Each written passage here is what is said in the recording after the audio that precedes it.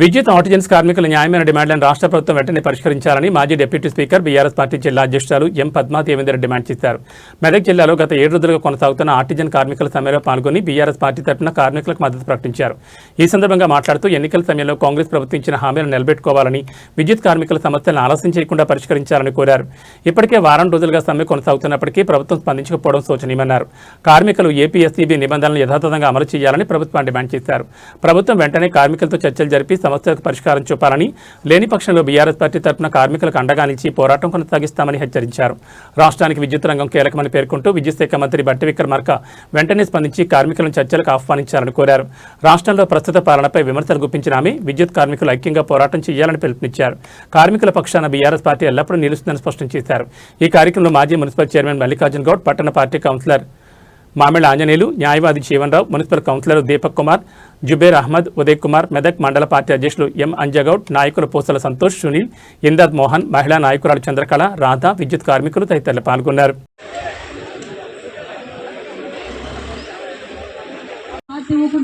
మీ తరఫున నిలబడదా?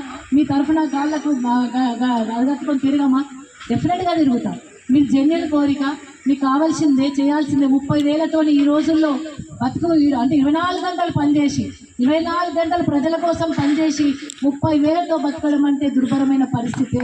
డెఫినెట్గా రాబోయే కాలంలో డెఫినెట్గా కేసీఆర్ గారి హయాంలో మీకు మంచి న్యాయం జరగబోతుంది. వీళ్ళు చేయకపోతే ఈ 2 ఏళ్లలో మనం సాధించుకుందాం. డెఫినెట్గా ప్రభుత్వం మెడల్ వంచైనా సరే మీ అందరి తరఫున మేము కూడా మీ పక్షాన్ని నిలబడి పోరాటం చేస్తాం. బీఆర్ఎస్ పార్టీ అడుగడుగున రేపటి నుండి జరగబోయే ఏ ప్రెస్ మీట్లోనైనా కావచ్చు, ఎటువంటి కార్యక్రమాలైనా అక్కడ సమ్మె చేస్తుండ్రు, వాళ్ళ యొక్క సమస్యను తీర్చండి అని మాట్లాడతాం. రేపటి నుండి కూడా ఎక్కడైనా ఎలుగెత్తి గొంతెత్తి మీ గురించి పోరాటం చేస్తాం. ఎందుకంటే మీకు ఉన్న 5-6 డిమాండ్లు చాలా జెన్యున్గా ఉన్నాయి కాబట్టి మేము ఈరోజు రావడం జరిగింది. పార్టీ పరంగా కూడా మీకు మద్దతు తెలపడానికి రావడం జరిగింది.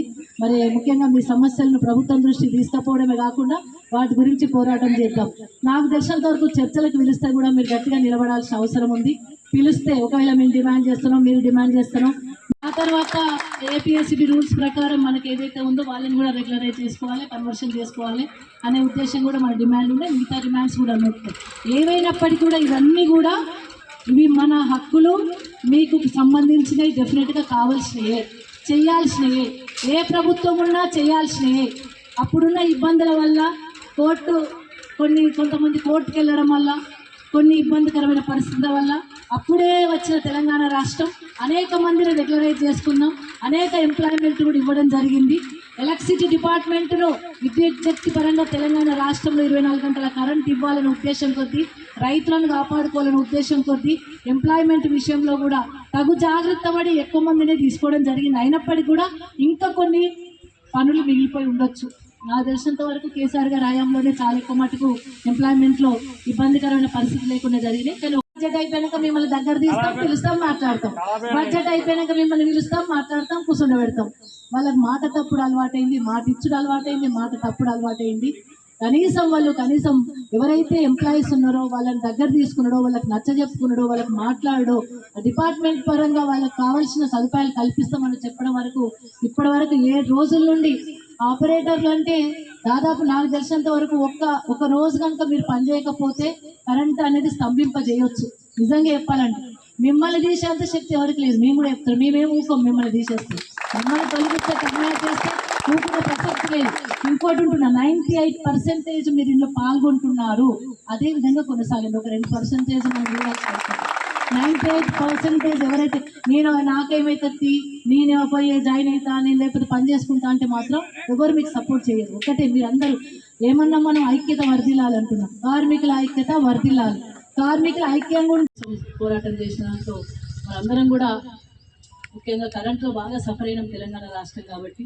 ఆంధ్ర పాలకులో నలిగిపోయిన ఒక ఏదైనా సమస్య ఉందంటే అది కరెంట్ సమస్య కూడా కాబట్టి దాని మీద ఉద్యమంలో ప్రారంభంలోనే ఉద్యమానికి నాందే కరెంట్ వస్తేనే తెలంగాణ రాష్ట్రం బాగుపడుతుందనే ఉద్దేశం కొద్ది గౌరవ కేసీఆర్ గారు మరి అంతకుముందు తెలంగాణలో 24 పంపు సెట్లు నడుస్తుంది, 24 లక్షల పంపు సెట్లు నడుస్తుంది.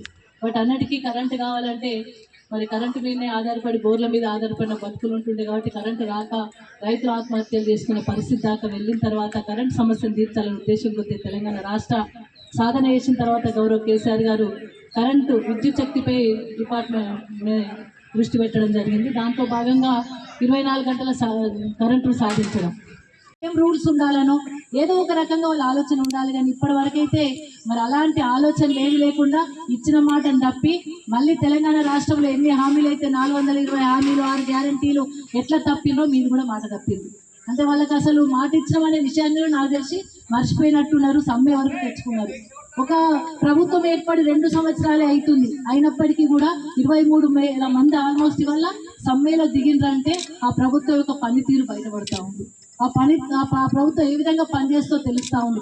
కనీసం మీకు ఒక మాట చెప్పి మిమ్మల్ని పిలుచుకొని దగ్గర తీసుకొని ఈ సంవత్సరం కాకపోతే ఒక 6 నెలల టైం ఏంటన్నా అడగాల్సి వచ్చి ఉండే కనీసం మీతో చర్చలు జరిపేది ఉండే, మీతో కనీసం ఒక 6 నెలల టైం తీసుకునేది ఉండే.